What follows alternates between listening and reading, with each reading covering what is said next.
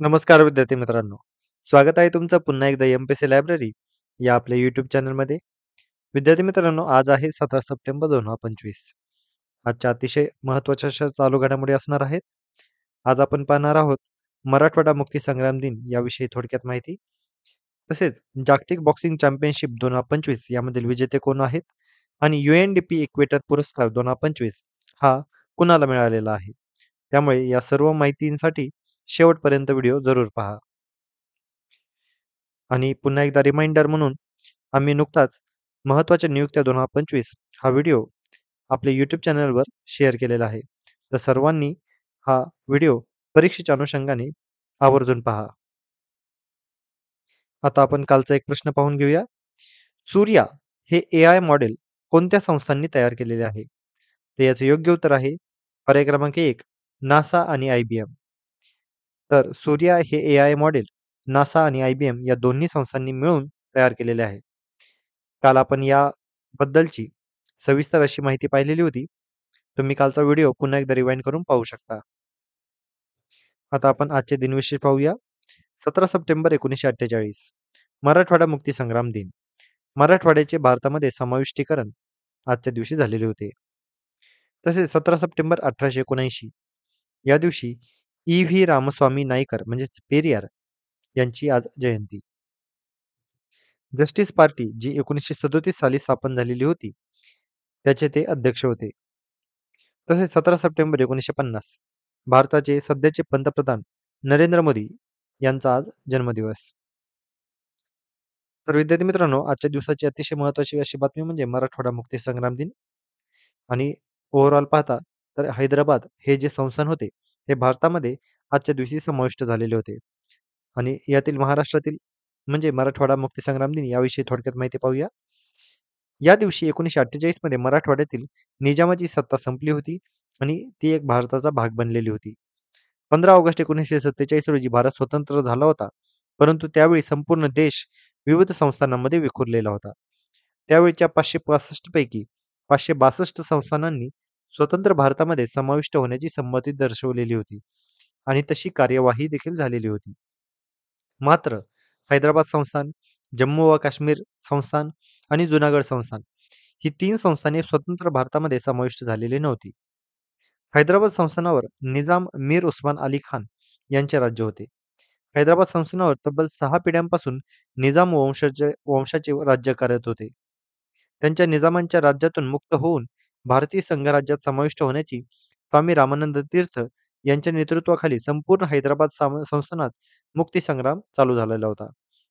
आणि 11 सप्टेंबर 1948 रोजी operation polo या ऑपरेशन अंतर्गत मेजर जनरल जे.एन. चौधरीच्या नेतृत्वाखाली निजाम संस्थानावर पोलीस कारवाई चालू झालेली होती आणि अखेरीस 17 सप्टेंबर 1948 या दिवशी संपूर्ण मराठवाडा आणि हैदराबाद हे एकूण संस्थान भारतामध्ये समाविष्ट करण्यात आले.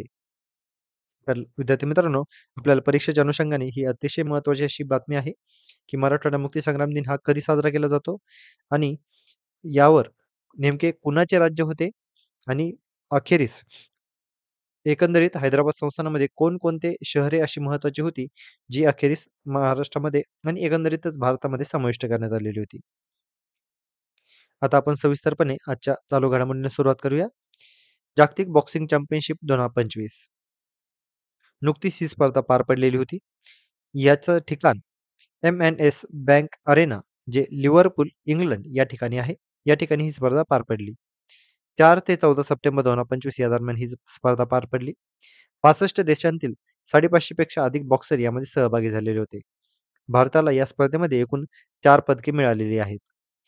मीनाक्षी हुडा हिला सुवर्ण पदक, महिलांच्या 48 किलो वजन गटामध्ये तिने हे पदक पटकावलेलं आहे. जस्मिन लांबोरिया हिने सुवर्ण पदक, तिने महिलांच्या 57 किलो वजन गटामध्ये हे पदक मिळवलेले आहे. नुपूर शेओरन हिने महिलांच्या 80 प्लस किलो वजन गटामध्ये रौप्य पदक पटकावलेले आहे. तर पूजा राणी या हिने महिलांच्या 80 किलो वजन गटामध्ये कांस्य पदक पटकावलेले आहे. इतिहासातील पहिली वेळ होती जेव्हा पुरुष आणि महिला दोन्ही स्पर्धा एकत्रितपणे एकाच स्थळी आयोजित करण्यात आलेल्या होत्या. लक्षात असू द्या, जागतिक बॉक्सिंग चॅम्पियनशिप 2025 ठिकाण इंग्लंड. त्यानंतर पुढची महत्त्वाची बातमी म्हणजे UNDP इक्वेटर पुरस्कार 2025. थोडक्यात या पुरस्काराची पार्श्वभूमी पाहूया. संयुक्त राष्ट्र विकास कार्यक्रम म्हणजे UNDP यामार्फत दर 2 वर्षांनी इक्वेटर प्राइज हा पुरस्कार प्रदान करण्यात येतो. हा पुरस्कार स्थानिक समुदाय, स्वयंसहायता गट आणि आदिवासी समाज यांच्या पर्यावरण संवर्धन, हवामान बदलाशी लढा आणि शाश्वत उपजीविका क्षेत्रातील उल्लेखनीय कामगिरीसाठी हा दिला जातो.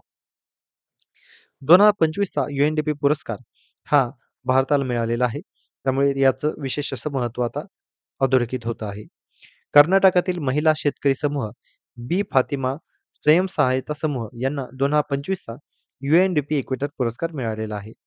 हा समूह महिलांना एकत्र करून सेंद्रिय शेती आणि पाण्याचे संवर्धन आणि शाश्वत शेती पद्धती यावर काम करतो.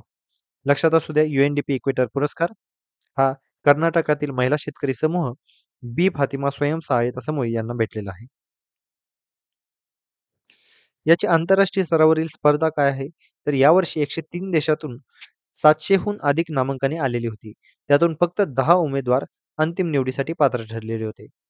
या पुरस्कारामुळे भारतीय महिला शेतकरी समूहांचे कार्य आता जागतिक स्तरावर पोहोचले जाईल. तर ग्रामीण भागातील महिलांच्या शाश्वत विकासातील योगदान आता यामुळे अधोरेखित देखील झालेले आहे. हा पुरस्कार पर्यावरण संवर्धनासोबतच महिलां सक्षमीकरणासाठी आदर्श म्हणूनही गौरवला जात आहे. लक्षात घ्या UNDP इक्वेटर पुरस्कार 2025 भारतातील विशेषतः कर्नाटकातील महिला शेतकरी समूहांना भेटलेला आहे. तर विद्यार्थी मित्रांनो, या होत्या आजच्या चालू घडामोडी. तर आजच्या अतिशय महत्त्वाच्या चालू घडामोडीवर आधारित आजचा एक आपण प्रश्न पाहणार आहोत. जागतिक बॉक्सिंग चॅम्पियनशिप 2025 ही स्पर्धा कोणत्या ठिकाणी आयोजित करण्यात आलेली होती? तर यासाठीचे पर्याय आहेत.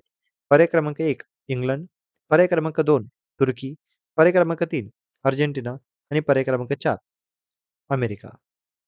तर याचं योग्य उत्तर विद्यार्थी मित्रांनो तुम्ही सर्वांनी कमेंटमध्ये द्यायचं आहे. जे कोणीही विद्यार्थी कमेंटमध्ये योग्य उत्तर देतील त्यांच्या कमेंटला नक्कीच लाईक देण्यात येईल. तसेच उद्याच्या व्हिडिओमध्ये देखील मी याविषयी तुम्हाला सविस्तरपणे माहिती देईल. जेणेकरून तुम्हालाही याचं योग्य उत्तर कळेल. तर विद्यार्थी मित्रांनो, या होत्या आजच्या चालू घडामोडी. तर अशाच अधिकाधिक इन्फॉर्मेटिव्ह कंटेंटसाठी आमच्या MPC लायब्ररी या YouTube चॅनलला सबस्क्राईब करायला अजिबात विसरू नका. धन्यवाद.